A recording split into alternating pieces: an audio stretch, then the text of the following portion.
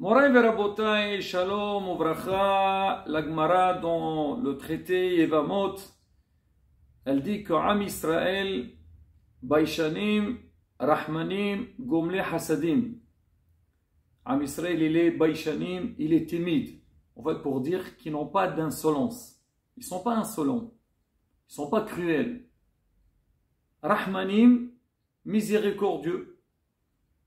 Et Gomle Hasadim, alors ils font de la bonté. Il faut savoir que si la Gemara témoigne sur le peuple d'Israël qu'ils ont ces qualités, c'est pas pour leur lancer des fleurs ou pour les mettre en valeur, mais plutôt par rapport à des événements qui se sont déroulés tout le long de l'histoire. Et surtout par rapport à nos ancêtres. C'est ce qu'on dit toujours, Ma'aseh Avot, Siman Labanim. Les actions de nos ancêtres, c'est un signe pour nous. Ce qu'ils ont fait, nos patriarches, nos parents, donc nous aussi on doit faire la même chose. C'est la raison pour laquelle toutes les semaines on lit la paracha de la semaine et tous les ans on répète à nouveau. Pourquoi on répète? C'est pour apprendre.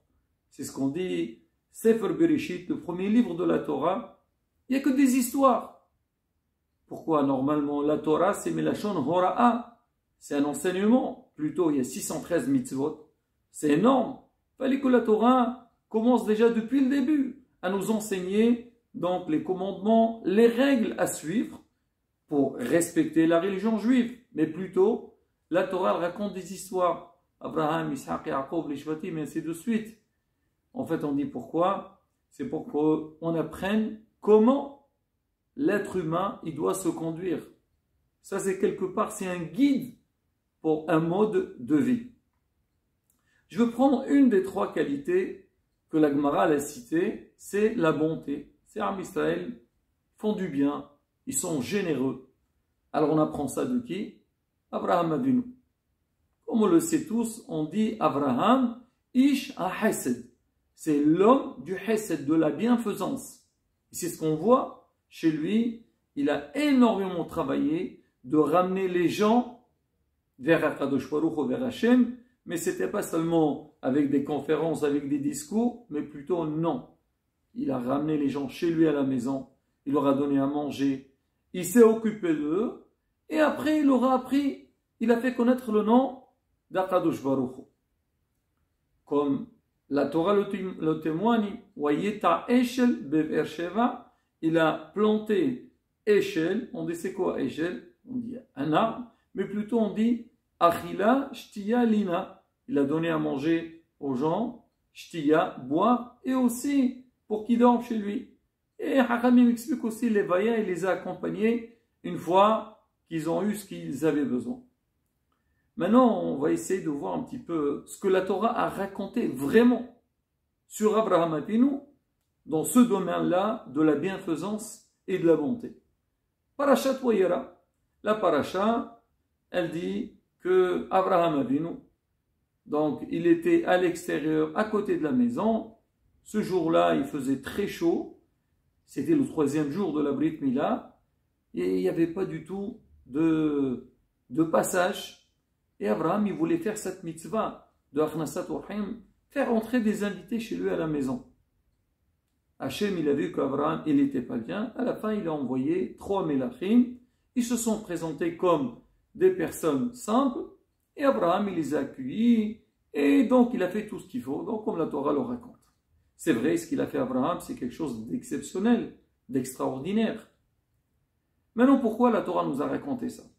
C'est vrai, les Malachim, ils vont lui annoncer que Bezat Hashem, Sarah Ka'et Hayaoul Sarah Ben. Mais elle voulait surtout nous apprendre comment se conduire. De quelle manière chaque juif il doit faire pour donc faire du bien, pour inviter, pour aider les autres. Et là la question qui se pose, pourquoi la Torah elle a choisi que ce passage-là?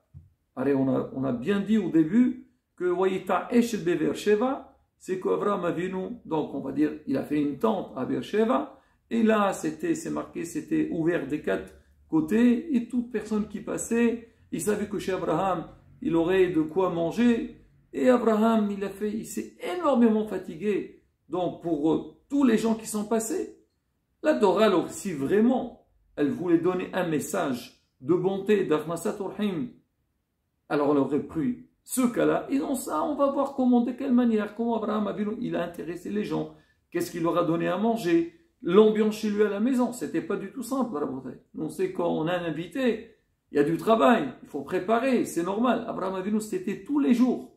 Comme on dit toujours, c'est la maison d'Abraham. Il invite tout le monde. Pourquoi Bémet la Torah, elle a préféré prendre ce cas-là, donc c'est un cas parmi tant d'autres, pour nous expliquer et nous montrer comment Abraham Avinu a fait Mitzvah Achnasat Orchim. Une question que tout le monde peut se la poser. Rabotai, écoutez bien la réponse. Et en fait, donc cet exemple, ce modèle de travail qu'il a fait faire Abraham Avinu, il peut être une leçon pour beaucoup de choses. Je m'explique. On sait que dans la vie, l'homme, il a des obligations. Il y a aussi des mitzvot, des bonnes actions qu'il doit faire. Et beaucoup de fois, on est convaincu de faire telle et telle chose. Soit parce qu'on nous a appris, ou on a étudié, on a écouté quelqu'un qui nous a expliqué le travail qu'on doit faire. Mais, je ne veux pas dire souvent, ça arrive qu'on est face à un travail, à une bonne action, et on se retire. Qu'est-ce qu'on fait? Pourquoi on ne fait pas? On trouve des prétextes. Ah, aujourd'hui j'ai pas pu, je suis fatigué, j'ai pas eu le temps, ou des fois même, on veut faire quelque chose de bien, on se dit, non, non, non, tu sais, j'ai autre chose à faire, je vais faire une grande mitzvah, je vais m'occuper d'autres personnes. Ça veut dire, notre esprit, il travaille d'une manière, trouver des solutions pour se sentir exempté de bien faire. Ou même des fois, qu'on est convaincu qu'il faut faire la chose. Je vais prendre l'exemple de là on parle d'Achnasat Orchim. Inviter des gens ou, on va dire, donner de la tzedaka. Aider quelqu'un qui est dans le besoin.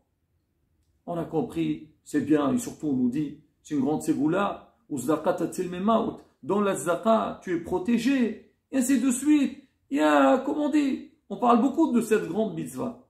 Et la personne, elle est convaincue, elle se dit, oui, c'est vrai. Moi, j'ai envie de faire, premièrement, pour gagner la mitzvah, et aussi parce que ça va me faire du bien. Et au moment qu'on veut faire cette action, Yitzhara, il nous met quelque chose dans la tête. Est-ce que tu penses que la personne à qui tu vas donner, elle mérite?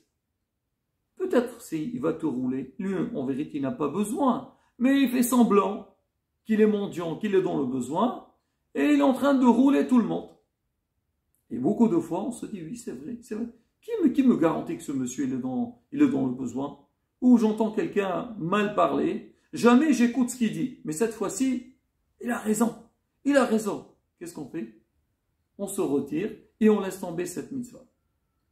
Et ça, rabotaï, ça peut être dans beaucoup, beaucoup de domaines. Même des fois pour faire une mitzvah. Par exemple, je veux me lever à la tfila le matin. Alors oui, on a parlé de ça. J'ai écouté la dracha. J'ai lu dans les Sfarim. Et j'ai vu qu'on a besoin de prier. Il faut demander Rahmé Shamaim et ainsi de suite. Mais vraiment, pour moi, c'est obligé. Combien de fois les gens disent, ah oui, ça y est, c'est obligé, ça y est, cette semaine, je suis à la synagogue. Ils disent pas ça, Shalom, parce qu'on sent qu'on a besoin, on a envie de venir. Et Rabotai, qu'est-ce qui se passe? Donc, quand l'heure arrive, là, il y a toutes les excuses qui arrivent. Ah oui, hier soir, j'ai dormi tard. Ah non, parce que je vais aller à la synagogue, ça va tarder, il n'y a pas minyan. Et après, quand je vais sortir, je vais arriver en retard à la prière. Ah non, parce que les enfants, ainsi de suite. Rabotai, les excuses.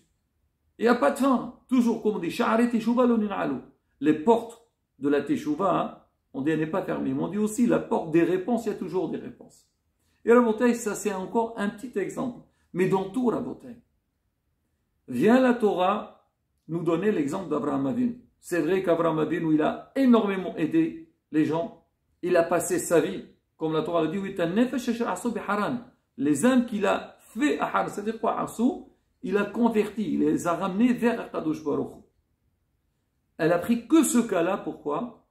Parce qu'Abraham Avinu, dans les conditions qu'il était, il pouvait vraiment être exempté de faire cette mise. Abraham, c'était un homme, il était bien âgé, il faisait très chaud, il était malade, il vient de faire une Brit Mila.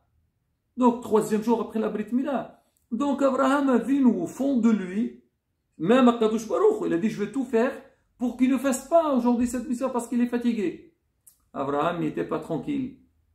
Il n'était pas tranquille, il dit non. Moi, je suis convaincu, c'est une mitzvah qu'il faut la faire, c'est une bonne action, je ferai tout pour la faire. Hachem, il a tout fait pour lui envoyer des invités. Et c'est pas seulement ça.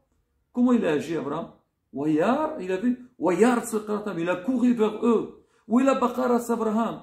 Et il a pris, on dirait que c'était un jeune. Il a tout fait seul.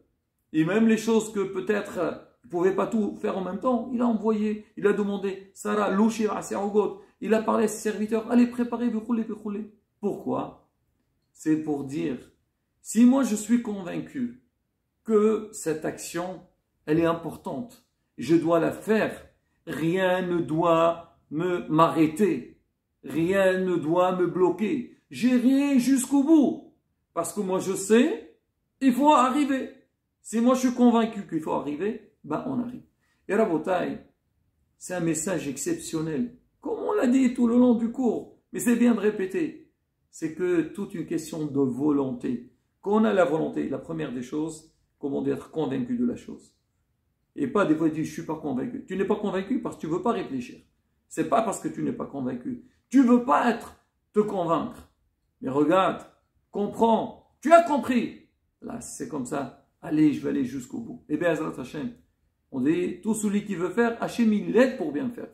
Et bien, Azrat Hashem, quand on fait les efforts nécessaires, Hashem, il nous donnera toutes les forces et toutes les possibilités pour bien faire. Et on fera bien, Azrat Hashem.